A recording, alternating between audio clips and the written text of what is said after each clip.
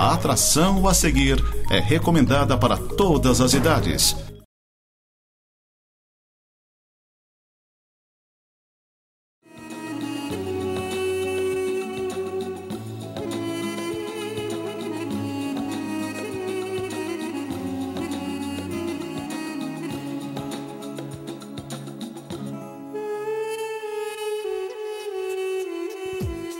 Vocês já pensaram como seria viver numa casa somente com mulheres?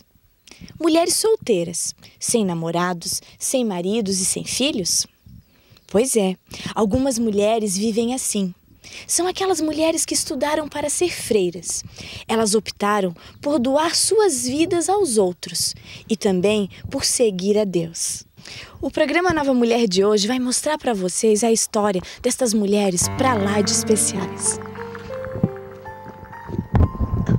Fazer uma decisão pela vida religiosa não é nada fácil. É uma decisão que também não é rápida, porque envolve muitas coisas. Quando a vocação surge, como é que será que bate dentro do coração de uma mulher? Quando ela sabe que ela vai ter que dedicar sua vida aos outros, quando ela sabe que ela vai ter que, inclusive, ficar longe de sua família. É a minha vocação. Eu não sei como surgiu um chamado de Deus. Diante de outras decisões, Deus me chamou para a vida religiosa. Eu me decidi, com 18 anos, então, seguir a vocação religiosa. Eu sou de uma família muito religiosa. Somos 9 irmãos e os meus pais educaram a gente na fidelidade, no compromisso e na consciência para Deus também. E quando eu fui para a escola, com 7 anos, eu fiquei mais entusiasmada ainda para ficar irmã, porque o professor valorizava muito a vida religiosa, o sacerdote e as religiosas que já tinham saído da vila. Então, eu, desde 7 anos, estou perseguindo também esse ideal. E nas missas também, quando o padre fazia encontro conosco, depois da missa, ele perguntava quem ia ficar irmã, e a gente ganhava um santinho. Daí a gente ficou perseguindo esse ideal, desses 7 anos até 17 anos eu saí de casa a primeira vez, porque minhas irmãs já tinham saído. A irmã Venância, minha irmã, já tinha ficado irmã. A irmã Hilda, minha irmã, já tinha ido na minha frente. Então, eu também quis sair de casa. Quando a irmã Hilda veio de novo para casa, eu disse, arruma um lugar para mim, senão eu também não vou ficar em casa toda a vida. Aí ela tinha arrumado o lugar, mas era lá nas Franciscanas, em outro colégio, na Só de Medianeira, em Porto Alegre. Aí fiquei um tempo lá, até que tinha surgido o lugar lá na Divina Providência, no hospital, no hospital na Pelotas, né? Beneficência Portuguesa, em Porto Alegre. Aí fui para lá.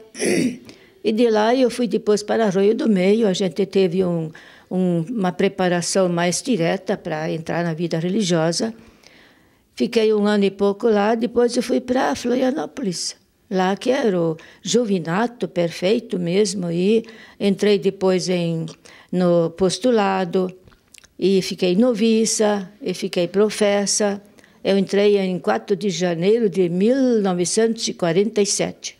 Eu fui interna no Colégio de Tijucas, Colégio Espírito Santo, e lá eram essas irmãs. Eu estudei 5 anos com elas, e depois elas foram assim me cativando bastante, não é? E eu já tinha umas quantas tias também, e tios religiosos. Aquilo já puxa um pouquinho mais, não é? E aí eu me formei lá no normal primário primeiro, depois eu ia continuar os meus estudos. Mas as irmãs pediram para eu lecionar 1 ano, depois então vir. E aí comecei a gostar das irmãs, não é? Estavam fazendo pintura assim no hospital, né? Então as moças tudo de tarde ajudava a irmã, e a irmã da cozinha também ajudava a raspar as paredes. Daí então tudo. E eu achei muito bonito que a irmã no meio de nós, assim, estava trepada numa cadeira, raspando em cima, e veio a superiora e pegou na mão da irmã e disse que a irmã descesse, né? E isso me gravou muito, assim, eu disse, não, eu acho muito bonito isso, achei muito bonito, e eu quero ficar irmã. Ao fazer a opção pela vida religiosa, essas mulheres tiveram que deixar para trás muitas coisas, muitos desejos e muitas ambições. Tiveram que deixar para trás, inclusive, a sua família, a sua cidade natal e os seus amigos. Muitas vezes enfrentaram resistência dentro de suas próprias casas, com suas famílias. Como é que será que se vence uma barreira tão grande? Como é que se busca força para enfrentar tudo isso, tanta abdicação e ainda conseguir ir ao encontro de Deus? Eu acho que a vocação ajuda a gente a superar tudo isso. Eu não fiquei lamentando nunca aquilo que eu tinha que deixar, porque eu persegui aquele ideal. Eu quero ser santa, eu quero ser religiosa, eu quero levar essa vida. A minha família ficou muito satisfeita, né? Primeiramente, lutar um pouco, diziam, né? Daqui uns dias está de volta. Mas não aconteceu, graças a Deus, né? Eu penso que era o plano de Deus mesmo e estava nesse projeto real do Senhor. Todos aceitaram. Até fizeram uma festinha, uma missa festiva, bonita. E depois de mim saíram muitas vocações lá do meu lugar. Na época não se podia visitar a família. Eu fui, depois que eu estava 10 anos no convento, é que eu fui a primeira vez em casa visitar a família. Quando nós nos despedimos de casa, era assim, radical. Adeus para sempre, né? Então, era uma coisa assim, podia receber visita, mas não visitar. Mas no ano 1960, 62, por aí, já começou então com a nova lei da igreja, da congregação, constituições, houve mudanças, né? E aí nós começamos a visitar. Mas saudades é uma coisa que a gente tinha, mas nós também sabíamos o que tínhamos escolhido. Eu, né? Falando de mim, né? E aí, então, tá, eu, primeiros anos, sempre fiquei longe de casa, né, e fiquei em Rio de Janeiro, nem tinha motivo, né, de sentir saudades, porque era impossível, na época, viajar. Então, estava lá e lá ficava, né, até os tempos, né. Reagia apoiando, mas, claro, quando eu vinha para casa, eu quando saía de casa, meu pai sempre ficava emocionado, ele sempre chorava um pouco. E quando eu voltava de Porto Alegre, ele vinha até a estação Salvador do Sul, naquele tempo a gente vinha de trem de Porto Alegre, ele vinha a cavalo me buscar. E quando a gente chegava no portão, na porteira, minha mãe já vinha ao encontro e acolhia a gente com muito carinho e com muito entusiasmo, mas sempre apoiando também. Se você quer ir, você pode ir. Aí eu fui para casa e falei para o pai e a mãe. Era só meu pai e a minha mãe que estavam ainda em casa, meus irmãos estão todos casados. Daí eu falei. Daí o pai disse assim, tu estava tão bem ali e agora tu quer ir tão longe, mas pode ir. Eu te dou a bênção e tu pode ir. E eu falei para a mãe disse, eu também te dou a bênção e tu podes ir. Eu vejo que realmente, né, para seguir Cristo tem que tomar posições, realmente posições radicais, porque senão não é possível seguir. Porque o que era a vida de Cristo? Como que ele viveu? Né?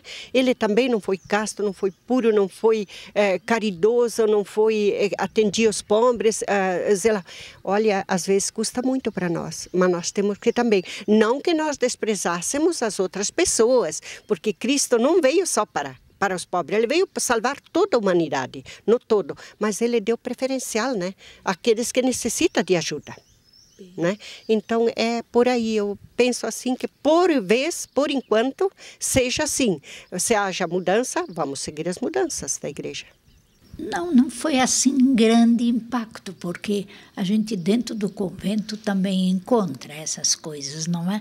E não foi assim, de vez em quando a gente ia em casa, os pais convidavam os parentes. Um dia eram os parentes do pai, outro dia os parentes da mãe, não é? Então vinha muita gente lá em casa e eles se alegravam com isso, não é?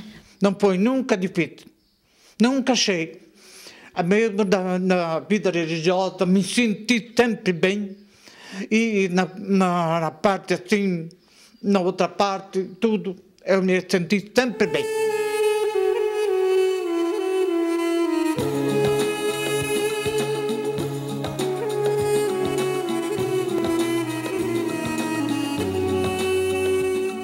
Não é só de oração que vivem as religiosas modernas.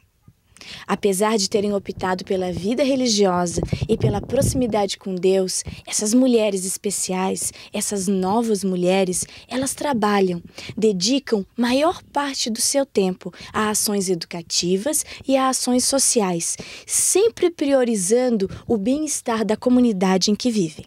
Hoje eu já estou com 85 anos, então a gente já não está mais tão na ativa.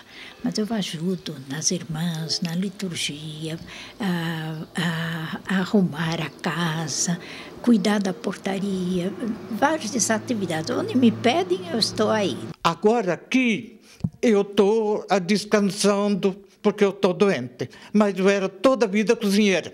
Eu lecionei muitos anos mesmo, em Curitiba, Florianópolis, nesses lugares assim, lá no interior do Paraná, eu lecionei muitos anos. A minha função aqui no convento é administração. É atendimento a tudo o que se refere à administração.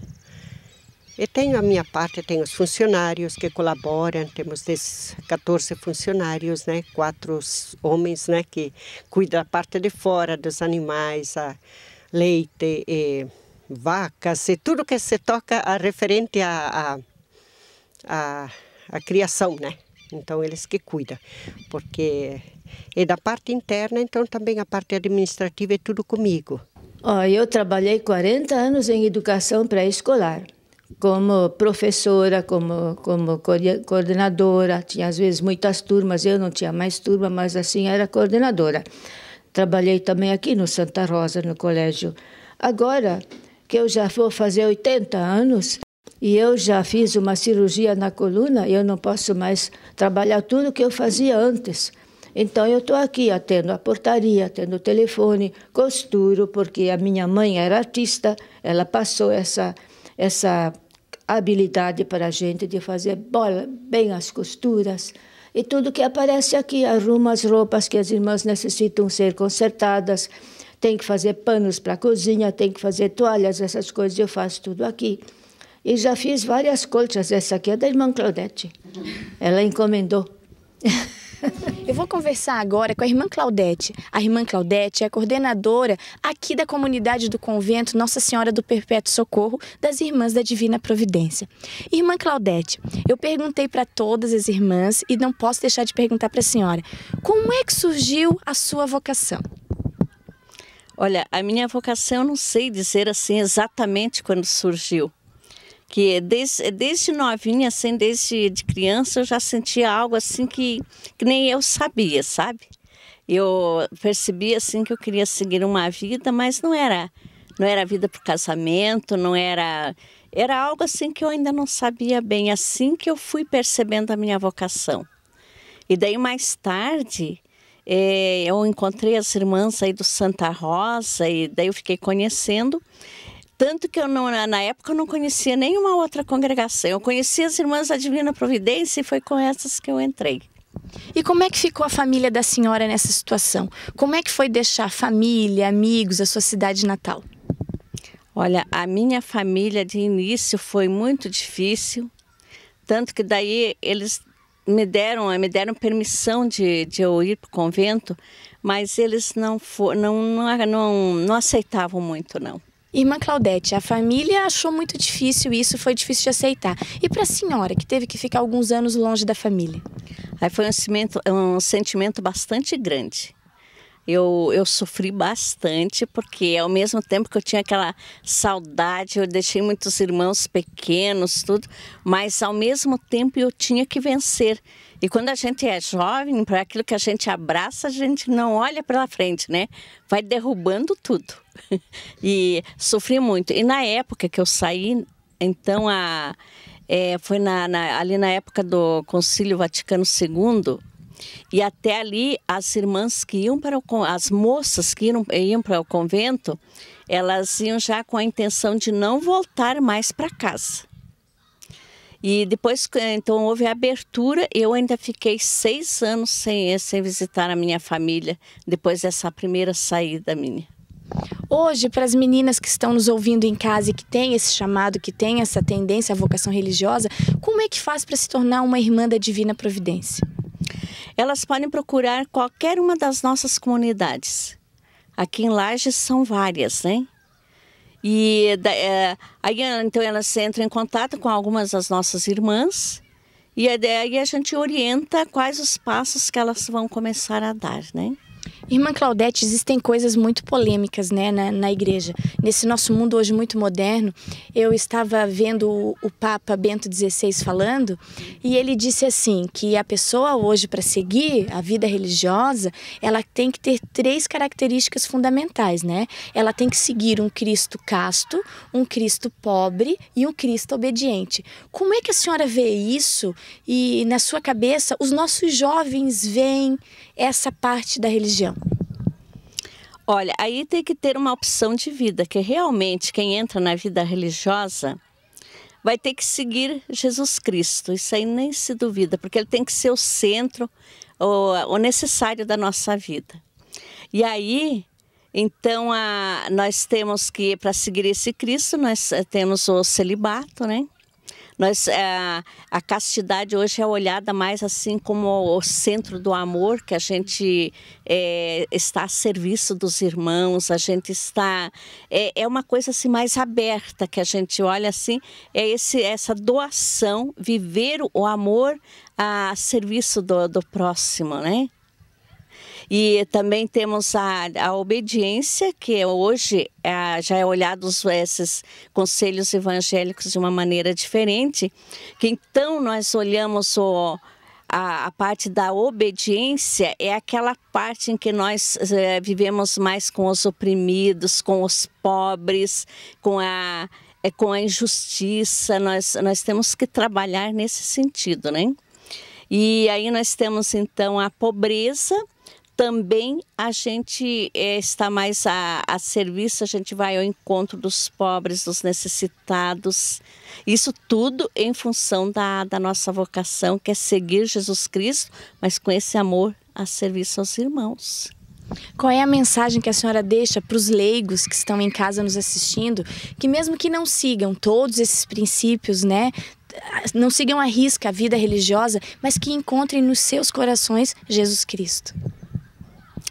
Olha, hoje a família está bastante desestruturada, né? O casamento está assim bastante, como é que a gente diz assim, desestruturado mesmo, né?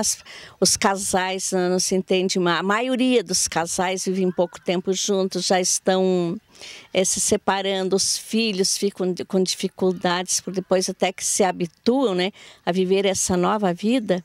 Então, o que eu diria que os casais assim procurem educar assim os filhos dentro da religião que estão. Porque hoje a gente olha assim, as religiões, todas elas são boas. Agora depende como a pessoa está seguindo, né? E que os pais assim procurem também orientação, como viver bem, como educar os filhos, que ninguém vive sozinho, né? Então todos têm que procurar ajuda e descobrir a maneira melhor de viver a vida.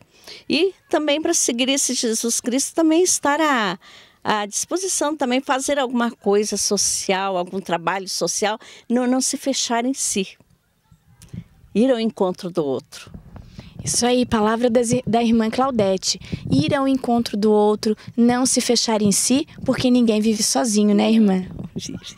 Ninguém vive sozinho. Nós precisamos uns dos outros para a gente ser feliz.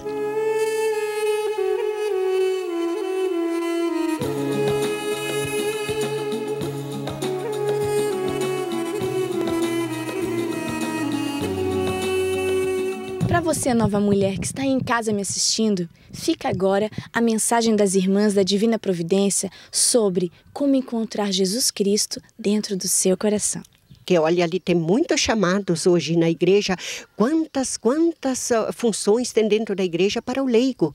E é bom que eles sigam isto. E não pensa porque nós somos religiosas que nós somos diferentes. Nós não somos diferentes das outras pessoas. Só que nós seguimos como casado segue a sua função, a solteira vai seguir a sua, nós religiosas seguimos a nossa. Eu digo que diariamente a gente tem que unir-se a Deus e fazer com que o trabalho da gente seja também uma mensagem para os outros. E nós, como religiosas, nós rezamos diariamente por todas as intenções da igreja, por todas as pessoas que sofrem, pelos pobres, aqueles que necessitam de uma oração forte, não é? Nós sempre, todos os dias, a gente reza. Eu faço da minha uma das partes principais, não é? Agora que a gente já está com mais idade, a gente se dedica bastante à oração, não é? A gente tem que sentir-se feliz naquele estado que a gente abraça. Eu abracei a vida religiosa, me sinto feliz. Quem tem vocação de ser pai e mãe de família tem que sentir-se feliz e viver na fidelidade, como Deus deseja que seja, porque Ele também viveu numa família, Jesus Cristo, né? Olha, aí sempre eu procuro muito a oração. O primeiro de tudo, de manhã quando eu levanto, eu vou, mesmo que eu às vezes não posso, digo não, a Eucaristia é o primeiro ponto. E eu chego e vou na capela, e mesmo que não posso, depois eu tomo café, eu vou me deitar depois do café. Porque não posso, né? Não posso. E assim, eu acho que ele está contente comigo e eu estou contente com ele. Você acompanhou no programa Nova Mulher de hoje a história da vida das Irmãs da Divina Providência. Você acompanhou como é que elas descobriram essa vocação tão linda, porque ser uma religiosa significa simplesmente, unicamente e de uma maneira tão importante ser presença na vida de outras pessoas. E você, nova mulher que ficou comigo até agora, pode ser também presença na vida de outras pessoas, ser presença na vida de todos que a rodeiam, principalmente na vida das pessoas de sua família. Semana que vem eu vou estar de volta com outro programa Nova Mulher feito especialmente para nós que somos, com certeza, novas mulheres.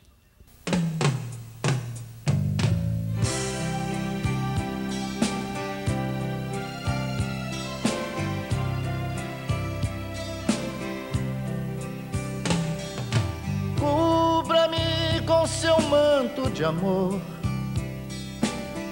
guarda-me na paz desse olhar, cura-me as feridas e a dor me faz suportar. Que as pedras do meu caminho meus pés suportem pisar, mesmo ferido de espinhos, me ajude a passar. Se ficaram mágoas em mim, Mãe, tira do meu coração. e aqueles que eu fiz sofrer, Peço perdão. Se eu curvar meu corpo na dor, me alivia o peso da cruz. Interceda por mim, minha mãe, junto a Jesus. Nossa Senhora, me dê a mão, cuida do meu coração, da minha vida, do meu destino. Nossa Senhora.